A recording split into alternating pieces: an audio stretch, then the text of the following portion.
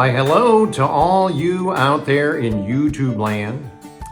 Welcome back to another talk in the family.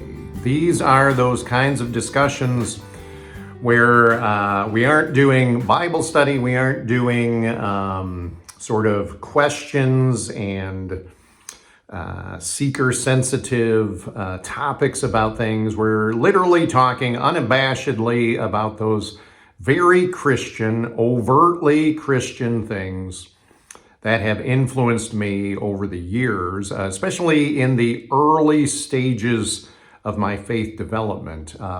Many of these things are very, very dated now, or outdated, we might say.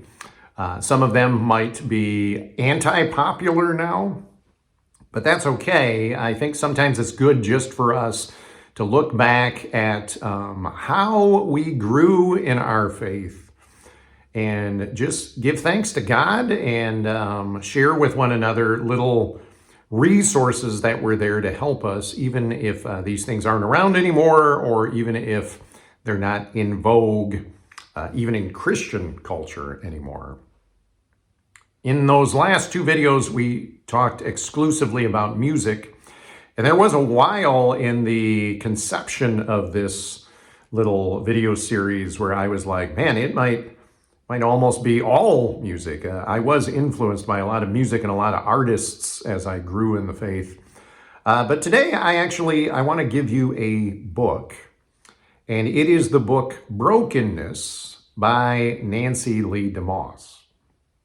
Now, if you don't recognize that name, Nancy Leigh DeMoss, she was one of these personalities who was a Bible teacher, a woman of faith, and she had a radio presence. She had a radio program, which is where I first heard her.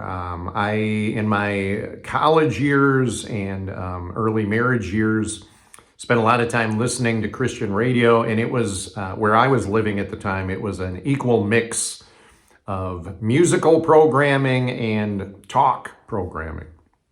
So a lot of radio personalities, radio Bible teachers, and Nancy Leigh DeMoss was one of them. She could still be on the air for all I know. I'm not currently living in an area that plays a lot of Christian talk radio, and certainly haven't sought out a lot of these people from decades ago.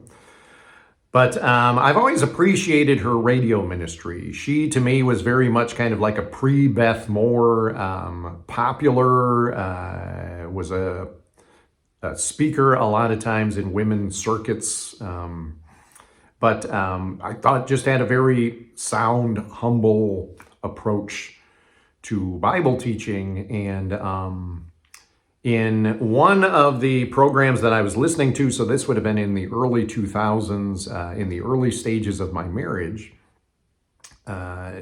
Nancy, Ms. DeMoss, was talking on the radio about this book that she had written called Brokenness. And she did several sessions of her radio program that sort of talked through some of the main themes.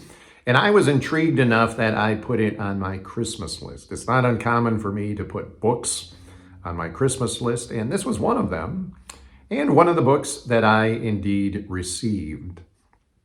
I enjoyed the book so much. It's rather short, pretty simple, but I enjoyed it so much that I was kind of in a rotation of teachers for the church that I was attending for adult Sunday school, spiritual formation classes. And there was a couple of times that I adapted a book into some lessons, and this was one of those books. What I thought was very timely and very important for me at that particular stage of my faith journey is so much of what I had been reading and listening to sort of approached Christianity as almost bully-ish, where you know that we are right and everybody else is wrong. You know that we are saved, and therefore, unless you're in our camp, then you are by definition lost. We know that we're going to heaven and everybody else is going to hell. And the way that you spoke and the way that you taught had a kind of triumphalist overtone to it.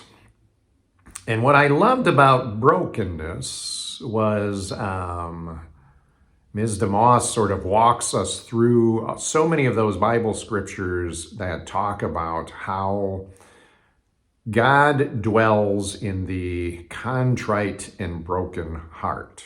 Those people that are repentant, those people who grieve over their own personal sin, but also the sins that they see around them going on in the world.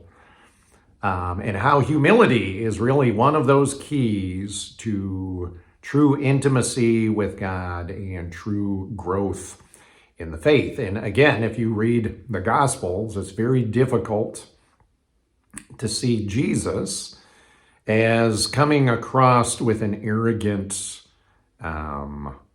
victorious, dominant tone. Excuse me. So often he is gentle, especially to the weak and the poor and the impoverished and the marginalized. And really his harshest tones are taken towards the people who are inside leaders who should know better and instead are becoming very entrenched and very harsh and very domineering in their tones. So I have just really appreciated this book over the years. I would even say to you, if you're in the area that I'm in, you could always bump into me and ask to borrow this book. Although I have a sneaking suspicion this might be one of those books that I loaned out years ago and never got back. Sometimes that's happened with my mom. I've given books to my mom or recommended books to my mom, or she's asked to borrow one of my books and then I never saw them again. And certainly it's happened to me with other books as well. I have a feeling this might be one of those books. So whereas I can't offer to loan it to you, I would certainly recommend that you find it. It is still in print. And it is still going around relatively easy to find. But yeah, that's one of those little pieces of history that was important to me and one of those pieces of media that I would recommend to you. So until our next discussion in this family circle, may you have a blessed day.